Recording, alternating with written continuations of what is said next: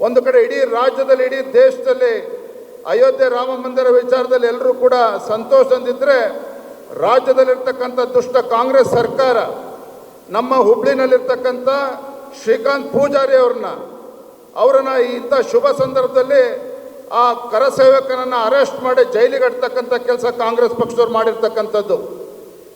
ರಾಜ್ಯದಲ್ಲಿ ಕಾಂಗ್ರೆಸ್ ಸರ್ಕಾರ ಬಂದಾಗಿನಿಂದ, ರಾಜ್ಯದಲ್ಲಿ ಸಿದ್ದರಾಮಯ್ಯನವರು ರಾಜ್ಯದ ಮುಖ್ಯಮಂತ್ರಿ ಆಗಿಂದ ಇಂದಿನವರೆಗೂ ಸಹ ಇವತ್ತು ಹಿಂದೂ ಕಾರ್ಯಕರ್ತರ ಮೇಲೆ ಸೇಡು ತೀರಿಸ್ತಕ್ಕಂಥ ಕೆಲಸ ಇವತ್ತು ರಾಜ್ಯದ ಕಾಂಗ್ರೆಸ್ ಸರ್ಕಾರ ಮಾಡ್ತಾ ಇರ್ತಕ್ಕಂಥದ್ದು. ಈ ಸರ್ಕಾರ ಬಂದು 8 ತಿಂಗಳಾಗಿದೆ. ಸರ್ಕಾರ ಬಂದು 8 ತಿಂಗಳಾಗಿದೆ ಅಂತ ಹೇಳಿದ್ರು ಸಹ ಕಾನೂನು ಸುವ್ಯವಸ್ಥೆ ಸಂಪೂರ್ಣ ಹದಗೆಟ್ಟಿರ್ತಕ್ಕಂಥ ತಾವು ನೋಡ್ತಾ ಇದ್ದೀರಿ. ಮತ್ತೊಂದು ಕಡೆ ಬರದ ವಿಚಾರದಲ್ಲಿ ಕಾಂಗ್ರೆಸ್ ಸರ್ಕಾರ ಇವತ್ತು ರೈತರ ಸಂಕಷ್ಟಕ್ಕೆ ಸ್ಪಂದನೆ ಮಾಡದೇ ಇರತಕ್ಕಂಥದ್ದು. ಇವತ್ತು ರೈತರು ಭೀಕರ ಬರಗಾಲಕ್ಕೆ ತುತ್ತಾಗಿ ರಾಜ್ಯದಲ್ಲಿ 500ಕ್ಕೂ ಹೆಚ್ಚು ರೈತರು ಇವತ್ತು ಆತ್ಮಹತ್ಯೆ ಮಾಡ್ಕೊಂಡಿದ್ರು ಸಹ ರಾಜ್ಯದ ಮುಖ್ಯಮಂತ್ರಿಗಳಿಗೆ ರೈತರ ಪರವಾಗಿ ಒಂದು ಕಾಳಜಿ ಬಂದಿಲ್ಲ. ರೈತರಿಗೆ ಇವತ್ತು ಸಹಕಾರವನ್ನು ಕೊಡಬೇಕು, ಅವರಿಗೆ ಪರಿಹಾರನ ಕೊಡಬೇಕು ಅಂತಕ್ಕಂಥ ನಿಟ್ಟಿನಲ್ಲಿ ರಾಜ್ಯದ ಮುಖ್ಯಮಂತ್ರಿಗಳು ಕಾಂಗ್ರೆಸ್ ಸರ್ಕಾರ ಕೆಲಸವನ್ನು ಮಾಡ್ತಾ ಇಲ್ಲ. ಬದಲಾಗಿ ಇವತ್ತು ರೈತರು ಸಂಕಷ್ಟದಲ್ಲಿರ್ತಕ್ಕಂಥ ಸಂದರ್ಭದಲ್ಲಿ, ಇಂಥ ಕ್ಲಿಷ್ಟಕರ ಸಂದರ್ಭದಲ್ಲೂ ಸಹ ರೈತರು ತನ್ನ ಹೊಲಕ್ಕೆ ಎಲೆಕ್ಟ್ರಿಕ್ ಪೋಲನ್ನು ಹಾಕ್ಕೊಂಡು ಅಲ್ಲಿ ಟ್ರಾನ್ಸ್ಫಾರ್ಮರ್ನ ಹಾಕೋಬೇಕು ಅಂತ ಹೇಳಿದರೆ, ಹಿಂದೆ BJP ಸರ್ಕಾರ ಇದ್ದಾಗ 25,000 ರೂಪಾಯಿ ರೈತ ಕಟ್ಟಿದರೆ ಸಾಕು, ಆ ರೈತ ನೆಮ್ಮದಿಯಿಂದ ಎಲ್ಲ ವ್ಯವಸ್ಥೆನ ಮಾಡ್ಕೋಬೋದಾಯಿತು.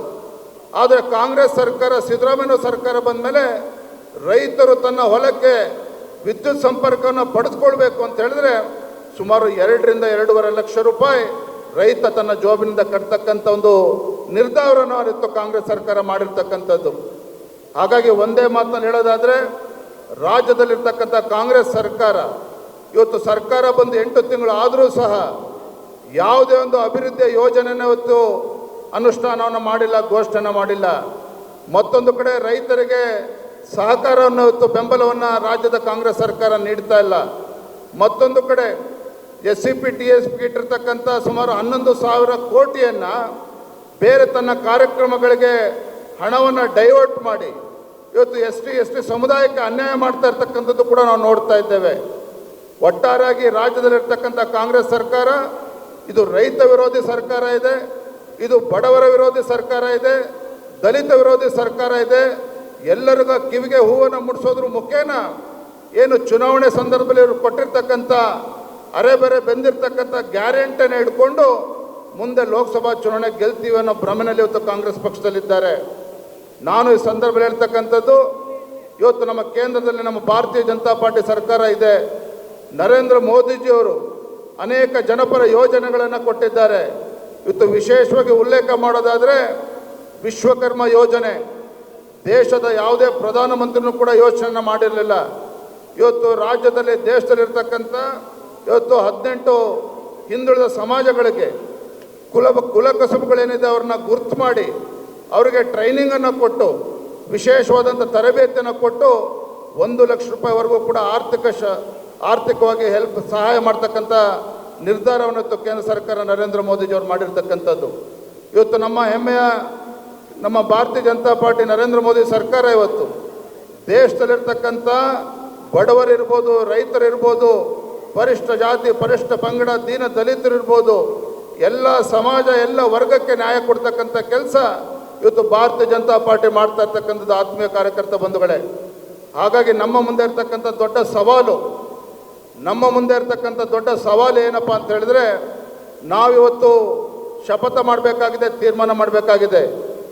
ಇವತ್ತು ಇಡೀ ದೇಶ ಇವತ್ತು ಕೇಂದ್ರದಲ್ಲಿ ನರೇಂದ್ರ ಮೋದಿಜಿಯವರ ನೇತೃತ್ವದ ಭಾರತೀಯ ಜನತಾ ಪಾರ್ಟಿ ಸರ್ಕಾರ ಮತ್ತೊಮ್ಮೆ ಅಧಿಕಾರಕ್ಕೆ ಬರಬೇಕು ಅಂತ ಎಲ್ಲರೂ ಕೂಡ ಕಾತರದಿಂದ ನೋಡ್ತಾ ಇದ್ದಾರೆ.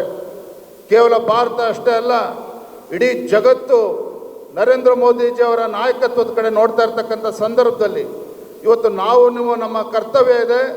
ನಾವು ಇವತ್ತು ಇಡೀ ರಾಜ್ಯದಲ್ಲಿರ್ತಕ್ಕಂಥ ಪ್ರತಿಯೊಬ್ಬ ಭಾರತೀಯ ಜನತಾ ಪಾರ್ಟಿಯ ಕಾರ್ಯಕರ್ತರು ಕುಂತಲ್ಲಿ ನಿಂತಲ್ಲಿ ಇವತ್ತು ಕೇಂದ್ರ ಸರ್ಕಾರದ ಯೋಜನೆಗಳನ್ನು ಮನೆಗೆ ತಲುಪಿಸೋದ್ರ ಮುಖೇನ, ನರೇಂದ್ರ ಮೋದಿಜಿಯವರ ಜನಪರ ಕಾರ್ಯಕ್ರಮಗಳನ್ನು ಮನೆಗೆ ತಲುಪಿಸೋದ್ರ ಮೂಲಕ ಇವತ್ತು ರಾಜ್ಯದಲ್ಲಿರ್ತಕ್ಕಂಥ ಭ್ರಷ್ಟ ಕಾಂಗ್ರೆಸ್ ಸರ್ಕಾರ ಯಾವ ರೀತಿ ರಾಜ್ಯದ ಜನಕ್ಕೆ ಅನ್ಯಾಯ ಮಾಡ್ತಾ ಇದೆ, ಅದನ್ನು ಕೂಡ ಇವತ್ತು ರಾಜ್ಯದ ಜನತೆಗೆ ತೆಗೆದುಕೊಂಡು ಹೋಗ್ತಕ್ಕಂಥ ಕೆಲಸ ನಾವು ನೀವು ಸೇರಿ ಮಾಡಬೇಕಾಗಿದೆ.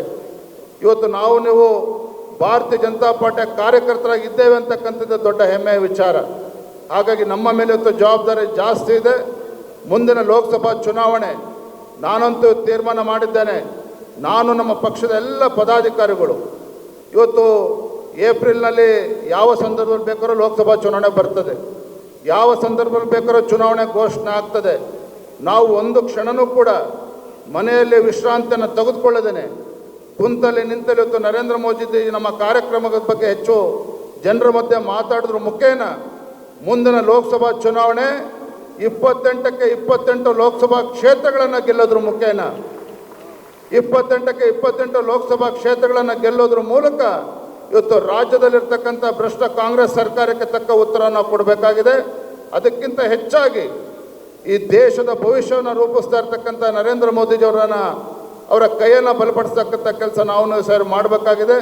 ಹಾಗಾಗಿ ನಾವು ಎಚ್ಚೆತ್ಕೊಂಡು ಇವತ್ತು ರಾಜ್ಯದಲ್ಲಿ ಇವತ್ತು ಕಾಂಗ್ರೆಸ್ ಸರ್ಕಾರ ಇವತ್ತು ನಾವು ಯಾರನ್ನು ಕೂಡ ಹಗುರವಾಗಿ ತೆಗೆದುಕೊಳ್ತಕ್ಕಂಥ ಅವಶ್ಯಕತೆ ಇಲ್ಲ.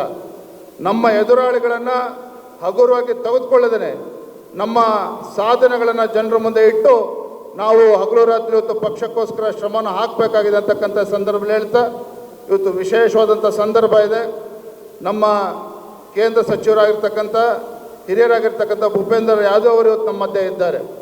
ಇವತ್ತು ನಮ್ಮ ಕೇಂದ್ರ ಸರ್ಕಾರ ನರೇಂದ್ರ ಮೋದಿಜಿಯವರ ಸಾಧನೆಗಳನ್ನು ತಮ್ಮ ಮುಂದೆ ಹೇಳ್ತಕ್ಕಂಥ ವಿಚಾರವನ್ನು ಇಟ್ಕೊಂಡು ಅವರು ಕೂಡ ಬಂದಿದ್ದಾರೆ.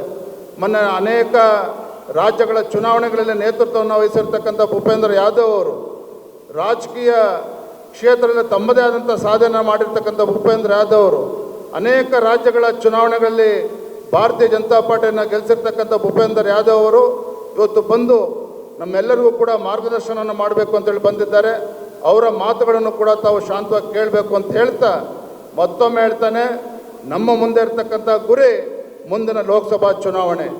ಆ ಲೋಕಸಭಾ ಚುನಾವಣೆ ಆಗುವವರೆಗೂ ಕೂಡ ನಾವು ವಿಶ್ರಮದಿಂದ ನಾವು ಯಾರೂ ಕೂಡ ಮನೇಲಿ ಕೂರ್ತಕ್ಕಂಥ ಪ್ರಶ್ನೆ ಉದ್ಭವ ಆಗಬಾರ್ದು ಅಂತಕ್ಕಂಥ ಮಾತನ್ನು ಹೇಳ್ತಾ ಒಂದು ವಿಶೇಷವಾದಂಥ ಕಾರ್ಯಕಾರಿಣಿ ಇವತ್ತು ಬಂದಿರತಕ್ಕಂಥ ಎಲ್ಲರಿಗೆ ಮತ್ತೊಮ್ಮೆ ಸ್ವಾಗತ ಸುಸ್ವಾಗತವನ್ನು ಕೋರ್ತಾ ನನ್ನ ಮಾತನ್ನು ಮುಗಿಸ್ತಾ ಇದ್ದೇನೆ.